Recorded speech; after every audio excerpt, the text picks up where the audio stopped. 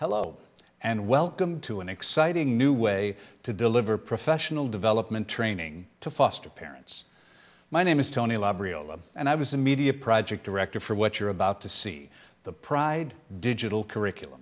Also referred to as the PDC, it's part of the PRIDE program. Most of you know that PRIDE is an acronym for Parent, Resources for Information, Development, and Education. PRIDE is an international best practices model for developing and supporting foster families and adoptive families. What we call the PDC, or the PRIDE Digital Curriculum, evolved directly from the PRIDE Core, or in-service training modules, that are available in print and book form. Only now they're on the CD, and each CD session follows the 3-hour classroom curriculum. It's the same material, content, learning activities, and action plans with some updates and modifications that are contained in each of the 9 modules, trainer guides, and the participant workbooks. So let's take a look at the training. This is what it looks like at the moment. It's on a CD, and it works in any Windows-based CD drive. You just put it in and log in, and then you see this. Hello, and welcome to the Foster Pride Digital Curriculum, a new way for you to participate in the Foster Pride training at a distance. My name is Raymond Watkins. We use the same combination of co-trainers that are featured in all the PRIDE classroom training programs. A child welfare professional and a foster parent professional. Hello, I'm Antonia Perez, and I've been a foster parent for over 15 years. I've seen a lot. They follow the written trainer guides very closely with some extra exciting features. Print vignettes and case studies that were written for the classroom training are now dramatized, and learners can interact with the material. Here's an example. In Module 5, Session 1, classroom trainers are asked to read this sentence. This is how that scene plays in the digital curriculum.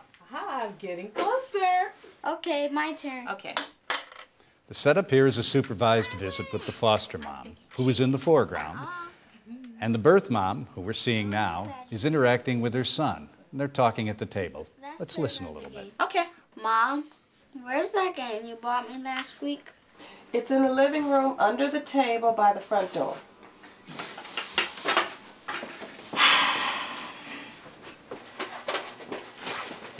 See, Mom, ready to play? Sorry, little one. I just noticed what time it is. Mom's gonna have to leave. I need to go to work. I'm gonna have to say bye. Maybe next time we'll play the game, okay? You see that it's much more powerful to see the birth mom's reaction. And later we're going to see and hear the child's confusion. Did I do something wrong? The next thing we see is a screen that says, what should Betty do? Ignore the situation, talk to David about what to call her, or talk to Mary and David together. Whatever choice they make, the scene plays out differently. In this case, of course, it's the last one that's going to be the best. Talk to Mary and David together. No, David, you did not do anything wrong. What upset your mom was that you also called me Mom. I didn't mean to do that. I'm sorry I made Mom angry. You don't have to say you're sorry because you didn't do anything wrong. Let me go get your mom and we'll discuss this problem, okay? Okay.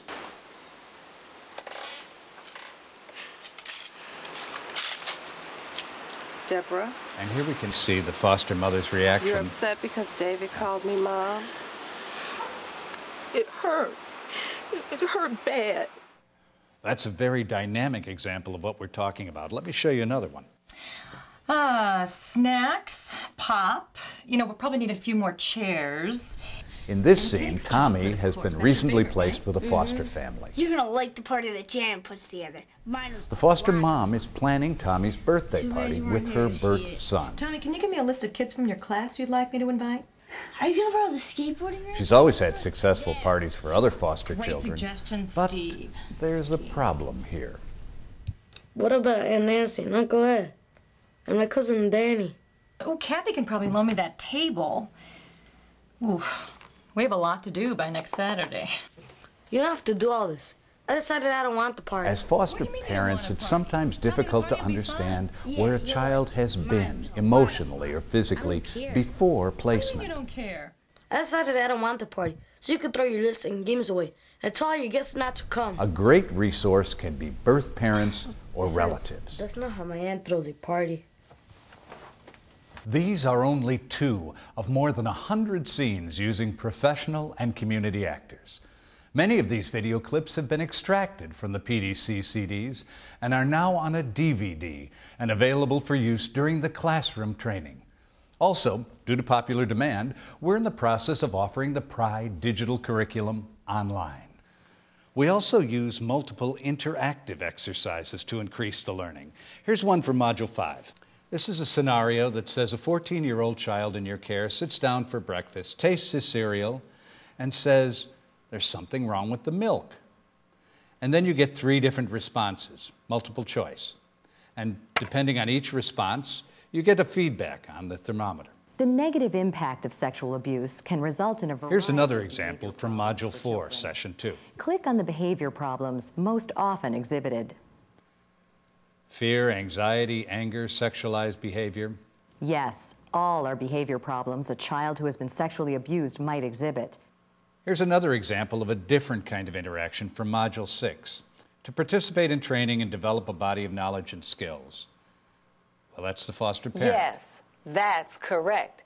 This example is from Module 1, Session 3. It's about communication. We talk about preaching, and you're asked about what your feelings are, and you can drag these feelings into the box below. And later there will be responses and more feedback related to how you feel about various roadblocks to communication. There are also resources in the CDs for foster parents. Here's an example from Module 8. This is a checklist for foster parents considering adoption, thinking about the impact of adopting on the family, knowing the child, and a number of other things. This can be saved or printed and shared with a worker, and it may form a basis for discussion in the family. In Module 7, about keeping children connected to their culture, we see a screen like this, Steps to Learn About Cultural Norms. And if we click on any one of these icons in the bottom, a small scene plays out that's a demonstration about modeling ways that foster parents can work with workers and birth families to learn about those cultural norms. He doesn't look me in the eye. I keep thinking that he's being defiant, or maybe he's depressed. But before I jump to any conclusions, I was wondering if this could have something to do with his cultural background. Often learners will be asked to make text entries and to save their work.